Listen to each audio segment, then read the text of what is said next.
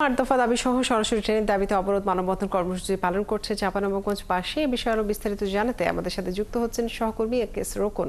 রোকন, ৮ দফা দাবির বিষয়ে বিস্তারিত জানাবেন এবং এই দাবি নিয়ে সংশ্লিষ্ট বিভাগ কি বলছে জানাবেন। কাজুরি, আপনি জানেন যে বাংলাদেশের উত্তর পশ্চিমাঞ্চলের সবচেয়ে গুরুত্বপূর্ণ একটি জেলা হচ্ছে চাঁপাইনবাবগঞ্জ, যেখানে আম সহ বিভিন্ন অর্থকরী ফসল হয় এবং এখান থেকে কিন্তু দুইটি স্থলবন্দরের মাধ্যমে দেশের অর্থনীতিতে একটা ভালো ভূমিকা রাখে, যেটি হচ্ছে রহনপুর শুল্ক স্টেশন এবং চাঁপাইনবাবগঞ্জের সোনা মসজিদ স্থলবন্দর।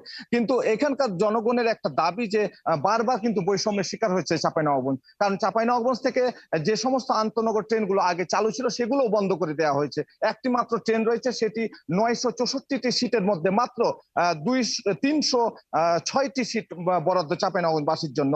এবং অন্যান্য যে ট্রেনগুলো আন্তনগর ট্রেনগুলো রয়েছে সেগুলো রাজশাহী পর্যন্ত আসে। যদি চাঁপাইনবাবগঞ্জ মাত্র 48 কিলোমিটার দূরে অবস্থান চাঁপাইনবাবগঞ্জের, সেটি যদি 48 কিলোমিটার পর্যন্ত আসে তাহলে কিন্তু চাঁপাইনবাবগঞ্জবাসীর অনেকটা মানে সুবিধা হয়। বিশেষ করে সামনে আম মৌসুম আসছে, আম মৌসুমে কিন্তু চাঁপাইনবাবগঞ্জবাসীর জন্য এই ট্রেনগুলো বেশি জরুরি। এবং এ নিয়ে কিন্তু গত কয়েক বছর ধরে আন্দোলন চলছিল, তবে আসার কথা হচ্ছে যে চাঁপাইনবাবগঞ্জবাসী কিন্তু এবার জোট বেঁধেছে এবং ঢাকাস্থ চাঁপাইনবাবগঞ্জ সমিতি যেটি রয়েছে তারা এবং চাঁপাইনবাবগঞ্জের যে সচেতন নাগরিকরা রয়েছে তারা যৌথভাবে মূলত আন্দোলন করছে।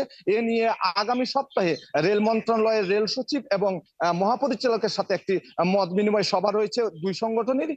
এবং আগামী সপ্তাহে ঢাকাস্থ চাঁপাইনবাবগঞ্জ জেলা সমিতি যেটি রয়েছে তারা একটি মানববন্ধনের আয়োজন করেছে। সেই মানববন্ধন থেকে তারা একটি বৃহত্তর কর্মসূচি ঘোষণা করবে বলে আমাদেরকে জানিয়েছে। এবং আমরা কথা বলেছি সুশাসনের জন্য নাগরিক, যার নেতৃত্বে চাঁপাইনবাবগঞ্জ আন্দোলনটি হচ্ছে, তারাও কিন্তু বলছে যে আমরা যদি